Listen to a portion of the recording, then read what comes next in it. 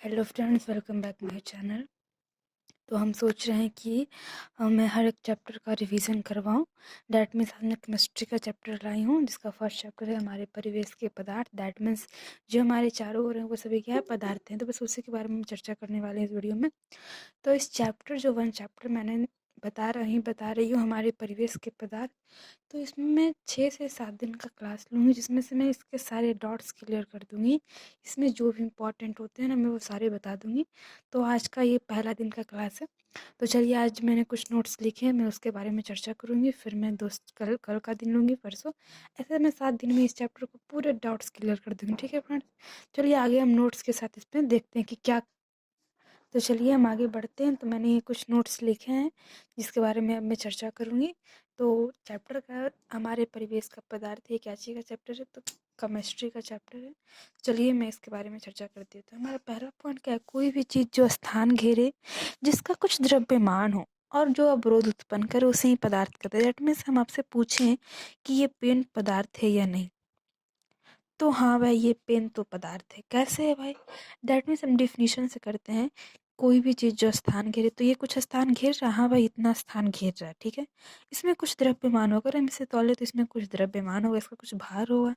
फिर जो अवरोध उत्पन्न करे, उसे हम पदार्थ कहते हैं। इसका देखिए कुछ अवरोध उत्पन्न हो रहा है। हाँ भाई, देखिए कुछ अवरोध उत्पन्न हो रहा है, आपको सुनाई नहीं दे रहा होगा। देखिए देखिए, अवरोध उत्पन्न हो रहा है। देखिए हम इसको कर अवरोध उत्पन्न हो रहा है, तो बस यही तो पदार्थ है। पदार्थ के डिफिनेशन से हम हर वस्तु के बारे में जान सकते हैं कि ये पदार्थ है। दैट मीन्स हम बोल सकते हैं हमारे चारों ओर जितने भी वस्तु हैं पदार्थ है, ठीक है। सेकंड पॉइंट की ओर चलते हैं। तो क्या कर रहा है? पदार्थ का वह रूप जिसकी कोई संरचना एवं जिसके स्पष्ट गुण हो, द्रव्य कहलाता है। पदार्थ का ही वह रूप होना चाहिए, लेकिन उसकी संरचना होनी। जैसे देखिए, पदार्थ का रूप है, इसकी कुछ संरचना है, एवं जिसके स्पष्ट गुण, इसके भी कुछ गुण हैं, उसे ही क्या कहते हैं? द्रव्य कहते हैं। दैट मीन्स मुझे लगता है आपको ये दोनों पॉइंट अच्छे से समझ में आ गई होगी। अब थर्ड पॉइंट की ओर चलते हैं। क्या कहता है? पदार्थ 3 अवस्थाओं में पाए जाते हैं। पदार्थ कितनी अवस्थाओं में पाए जाते हैं? तो इनके 3 अवस्था होते हैं। कौन कौन होते हैं? ठोस, द्रव और गैस। यहाँ पे ठीक से दिख रहा है आपको? द्रव्य लिखा हुआ है यहाँ पे, द्रव, ठीक है, द्रव। तो हमारे 3 रूप होते हैं। दैट मीन्स आपसे पूछूं कि हमारा बर्फ बर्फ जो आप लोग देखते होंगे फ्रिज में जमाते हैं, फ्रीजिंग करते हैं तो बर्फ बनता है, पानी को फ्रीजिंग करते हैं तो बर्फ हमारा एक तरह का ठोस है, ठीक है। पानी को देख लीजिए, ये द्रव है, ठीक है, लिक्विड फॉर्म में है। अगर आप बाष्प, भाप देखें, भाप चावल बनता है तो भाप ऊपर निकलता है, तो भाप देखेंगे तो ये है हमारा गैस। मैंने तीनों को समझा दिया है कि कौन ठोस है, कौन द्रव है, कौन गैस है।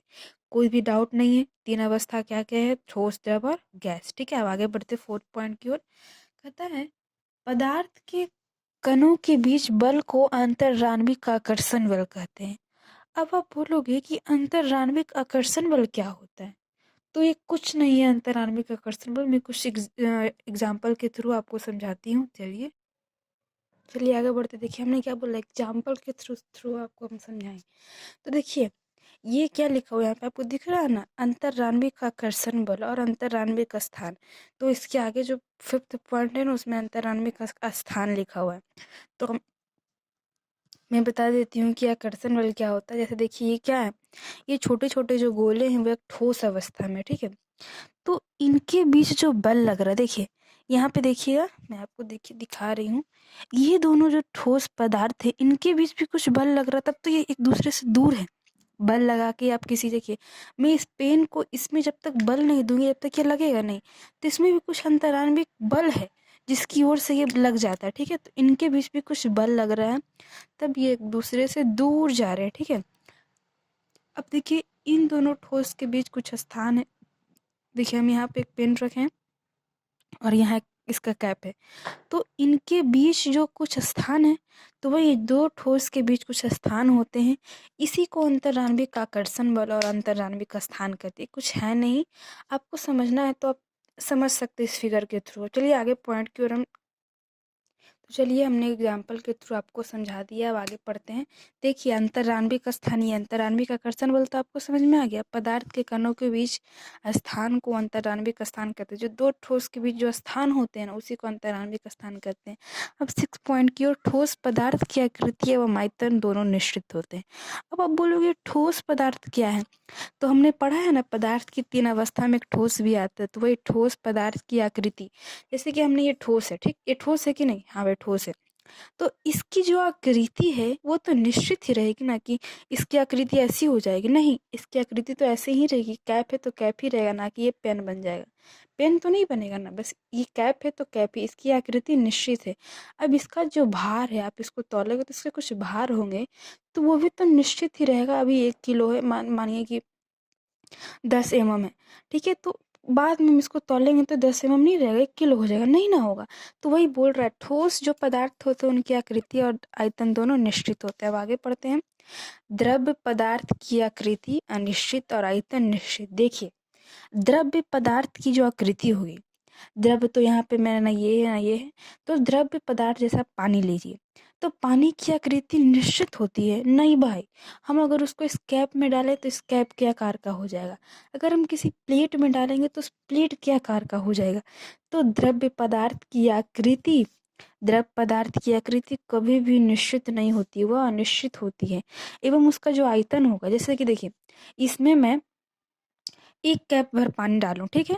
तो इसमें तो उतना ही भार रहेगा ना, उसका आयतन उतना ही रहेगा। जितना अगर इसी को मैं एक प्लेट में डाल दूँ, तो पानी इसमें जितना उतना उसमें भी जाएगा, तो उसका आयतन तो निश्चित ही रहेगा ना।